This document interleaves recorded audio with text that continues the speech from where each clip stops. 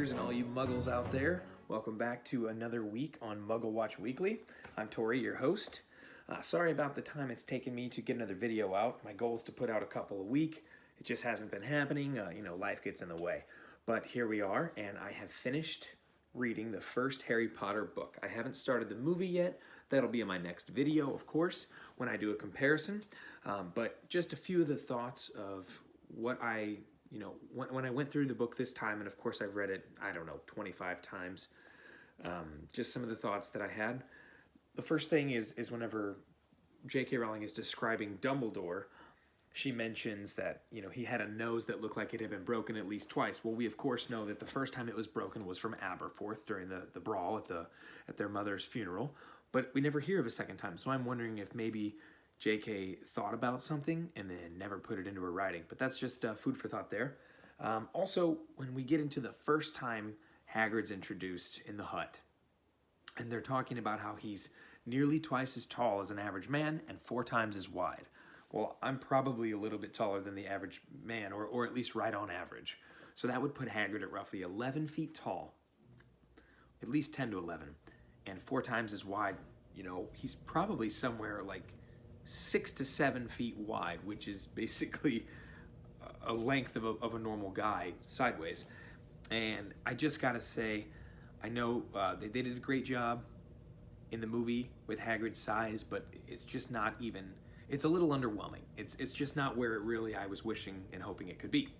But anyway, when they talk about how his hands are the size of a dustbin, like a garbage can lid, like this big, then you think his hands are just, you never really get to see quite how massive Rubeus Hagrid was. So also, he's describing Voldemort to Harry the first time and when he came into power, and he mentioned that Voldemort's power, and again, this is back in Harry's first year, it's 1991, he's 10, 11 years old, and Hagrid's talking about how Voldemort came to power 20 years prior.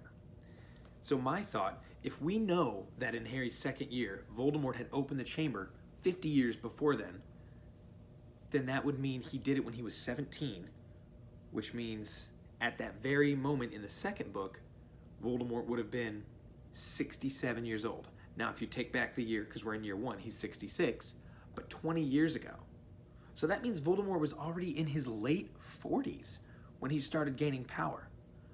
But we know that when he had just graduated and explored abroad for a few years and then come back when he was in his early 20s, he asked Dumbledore if he could have that position there, and Dumbledore said no, and then the whole curse went into effect, which we'll talk about later, because I do have thoughts on that. But the point is, he was in his early 20s when he already had followers. He already was going by Lord Voldemort. And Dumbledore even name dropped, oh, you have Death Eaters. They're sitting down at the Hog's Head. And so that makes me wonder, if Voldemort had followers and he was Voldemort in his 20s, why did he not come to power until another 20 years down the road? Like, what was he doing in the interim 20 years? Was he just sitting back and playing cards? And, what was he doing? I have no idea, but, just food for thought there. That's what pretty much everything is on most of these. When I'm reading the book, it's mostly just food for thought. Things I noticed, things that may or may not have been plot holes, just topics of discussion that we can get going back and forth in the comments. Really funny, something I noticed in the book, again, not the movie, but in the book. Hagrid takes Harry the next morning. This is the first night they meet, and they're in the hut. He takes him the next morning, and he's like, hey, let's get in on this boat and take off. And mind, I'm going to use magic to make it go faster, because why not? And they just leave. They just left the island in the Dursleys' boat, basically just saying, sorry, you guys are SOL, see you later. And they just left, and they left them on an island without any way. I guess maybe the guy at the other end could take the boat back and check on him when he remembers, but they had rented the boat, so, there's that. Flash forward a little bit, Harry and Hagrid are in the Leaky Cauldron, and of course he meets Professor Quirrell, and Hagrid tells him about Quirrell and how when he was studying, everything was great, but then ever since he went and studied abroad, he's come back and he's been afraid of the students. Now, this is prior to Harry's first year, so that has to show that Quirrell had already at least had a minimum of 1 year in his role as the Defense Against the Dark Arts teacher. And yet in book 7, I think it's book 7 when Dumbledore and Harry are talking at the King's Cross Station, I believe. It could be in book 6 before he dies. But either way, later on in the story, he mentions that curse where he refused Voldemort that position. And then ever since then, no one's been able to have it for more than 1 year. Now, if that's truly the case, that's like the 30-year string of 1-year teachers, which doesn't make any sense. And then also, Voldemort, Quirrell was clearly there for more than 1 year. So, what's up with that? What's going on with that one? Another thing. So they get to Harry's vault, or they get to Gringotts, and he goes, oh, Harry wants to draw something from his vault. And they're like, oh, well, does he have his key? And he goes, yeah, here you go. Here's his key. And then they're like, okay, well, yeah, we'll take you to the vault. But then there's this super top secret vault, 713. And it's got something very valuable in there. Clearly, we all know what it is. Spoiler alert ahead. And all of a sudden, Hagrid goes, yeah, it's I need to empty it for Dumbledore. And the guy goes, oh.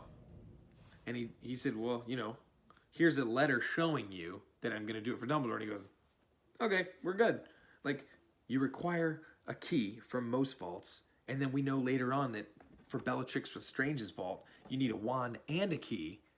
But for the super top secret vault, you just need a permission slip, a signed form. Like, okay, yeah, sure, you can get into the vault because, there's clearly a signature on here. I'm a goblin. I don't have a wand. I can't test if the signature's real or not. But yeah, sure, go ahead. Let's just, let's let you into this crazy vault. So that was kind of something funny I thought about as it happened. Another thing, if you're looking at the exchange rate, right? So it's 29 nuts to a sickle and then 17 sickles to a galleon. Well, just imagine if you're someone like Harry who only has a vault full of gold, or just say you're maybe a wealthy wizard and you only carry gold on you. What if you were to happen into a store and, mind you, most of these coins, they call them hubcap size. So I'm thinking they're roughly this big. I mean, they're big. They're big coins. They're big, heavy coins. And not everybody has magical enlargement charms that Hermione knows.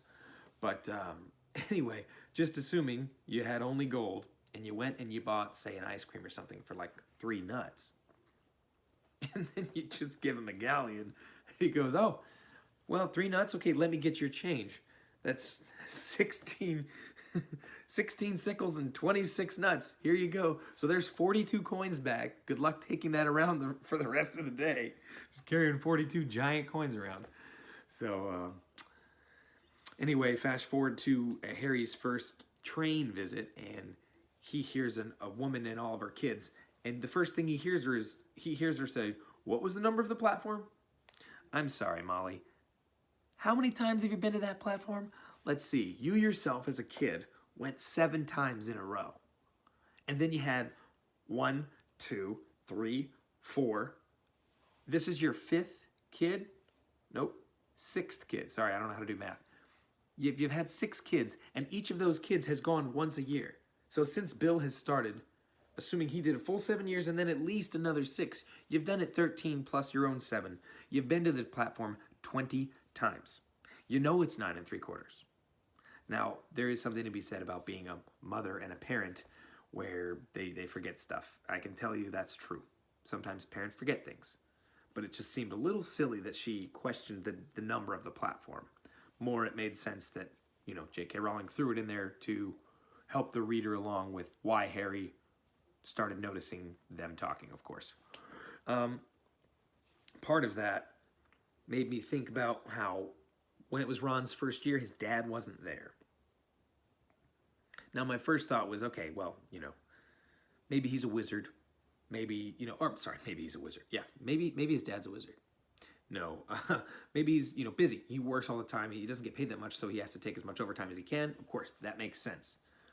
But Arthur's the kind of dad that usually likes to be there for everybody's first year, is what I would imagine. And then he actually was there for Ginny's the next year. For Ginny's first year, Arthur showed up. So maybe Ron is like the least favorite. Ginny was the only daughter, and Ron and all the other boys, Ron was the last of the boys, and Ginny was the first and only daughter. So it just kind of seems like, Ron got shortchanged a little bit. His dad didn't even show up for his first day of school. Not going to see him for 3-4 months. And actually, they skipped out on Christmas with their kids. So he didn't see him for almost a whole year. Like, what kind of parent just sends their kid away for 10 months like, well, see you later. I don't care if I even sign you off. So that was kind of what made me kind of feel bad for Ron. Now, another thing came to mind.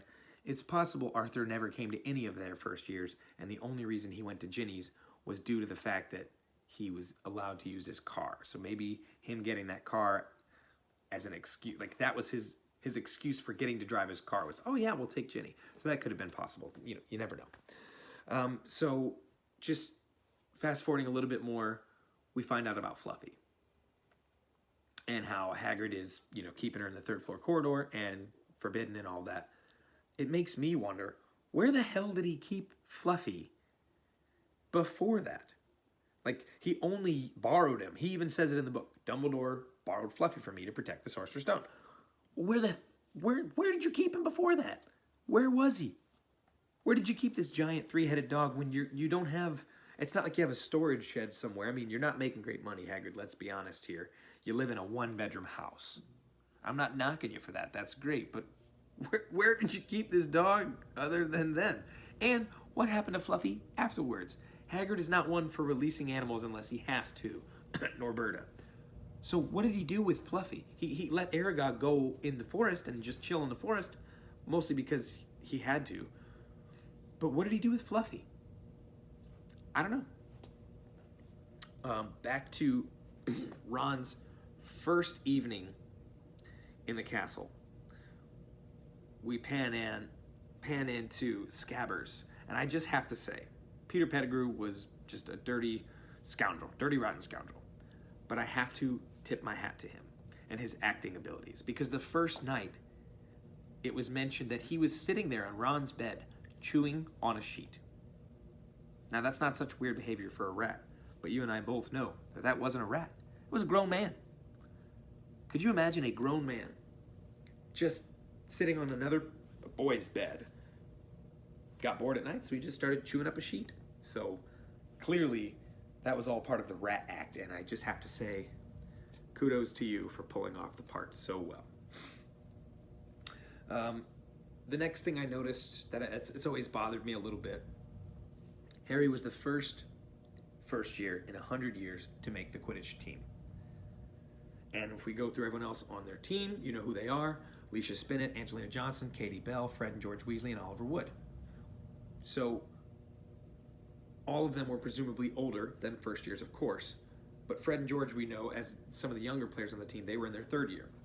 But if you fast forward to Harry's captain year, year 6, the only remaining player was Katie Bell, if you remember, because she's the one that got cursed up in the air by Malfoy's locket. And so that is, I lost my train of thought. Let me start over. Spoiler alert. No, I can't even say that because I've been spoiling everything. We find out that in book 6, Katie Bell is still on the Gryffindor team, which means she was a 7th year when Harry was a 6th year, which means that fast forward or travel back to year 1, she was only a 2nd year. And we know she wasn't on the team the year before because Harry was the first year. So that means that by the time Harry got picked for the team and by the time their first practice started, there were tryouts somewhere in there. Did Harry not get invited to the tryouts? Did he just get to meet her after they had their tryouts? Or is it just that it was kind of unimportant to mention, so J.K. Rowling skipped it? Probably the latter. We'll never know. Really a funny thing, it's all over the web, but Fred and George did so much for the Order of the Phoenix before it even reformed. In their 3rd year, they were sticking it to Voldemort before everyone else. And you probably know what I'm talking about. They got told off for bewitching snowballs to continually pelt the back of Quirrell's head, which we know at that point in time was Voldemort. So Fred and George are the ultimate rebels. They were throwing snowballs at Voldemort before attacking him and fighting him was cool. So kudos to those guys, you know what I mean? A few more things before I finish the video. We know from book 3, when Snape makes them study werewolves, that they had never studied werewolves before, that they had never done any of the signs or anything. And yet back to Defense Against the Dark Arts with Professor Quirrell, year 1, one part of the book mentions that they're studying how to treat werewolf bites. So if they were studying the effects of werewolf bites, how did they not know anything else about werewolves? Like, how did that come into play before actually studying werewolves? Just, you know, a few things I've been thinking about. Another thing is when Malfoy gets caught and he is catching them releasing the dragon, or he's catching them on their way back to the castle, McGonagall only gives him 20 points away from Slytherin. And then she goes and gives Harry and Hermione and Neville all 50 points. Why was she so much harsher on her own kids? And if she was doing it because Harry and Ron were playing a trick, that makes sense. But then why give Neville the 50? Why not give Malfoy 20? Because he was being righteous, but he was, you know, still sneaking. Then give Harry and Ron the 50 because they were being naughty is what she thought. But then give Neville 20. Go softer on him. He was just trying to help just like Malfoy was doing. Only Malfoy was trying to be a snitch, and snitches get stitches. Neville was just trying to protect his friends. So it didn't make sense why she was so much harsher on them, but it is McGonagall, so that's probably part of her charm. One more thing, the friends of Charlie's that were coming to get Norberta from the top of the tower, he said, make sure they're there at midnight. So how did they get into the castle grounds? We know that there's all the enchantments and protections. You can't apparate into there, and they're not students anymore, yet they're not teachers. So how did they get permission to go up at midnight to the tallest tower? How? The only explanation is that Dumbledore knew about it. He had to have. He had to have known and then facilitated it, because Dumbledore seemingly knows everything that goes on. So if that's the case, it means Dumbledore's known about everything from the get-go. Which means he knew that they got in trouble for it. He knew that they were punished. He knew that Harry and them were trying to do that. He maybe, you know, we learn at the end whenever he's talking to Harry, whenever Harry got the stone and Harry let the dragon go and Harry did everything, and Dumbledore goes, oh, so you did do the thing right. So that makes me think that Dumbledore knew all along that Harry was following everything, that he got his cloak. He gave him his cloak back just in case, he said. He knew that they got through all of those different enchantments. He knew that they knew about Fluffy, about the Sorcerer's Stone, Nicholas Flamel. That's when he said, you did do the thing right. I mean, he knows. He knows all of it. So if he knew the whole time, but he also then would have known that the stone was never in real danger, because he should have, he knew that Voldemort and Quirrell would never be able to get their hands on it because he designed it that way. So why didn't he just tell Harry that? Why didn't he just say, hey, by the way, you don't have to worry about it. I know what you're doing. I know you're trying to protect it, and I know you're fearing that Voldemort's going to rise to power, but it's not going to happen. And I know most of you are going to say, well, he was giving Harry the chance to prove himself, which he was, absolutely. But Harry, by God, almost gave him the stone. If he hadn't figured out about the touching him, causing him pain thing, you know, Harry could have potentially given him the power that Dumbledore was trying to stop. So he should have just told him. If he would have been upfront with him from the very beginning and just said, hey, it's fine. Like, we're all good. He can get past everything, but don't worry about it. Then none of this would have happened. But, of course, then the story would have been more boring.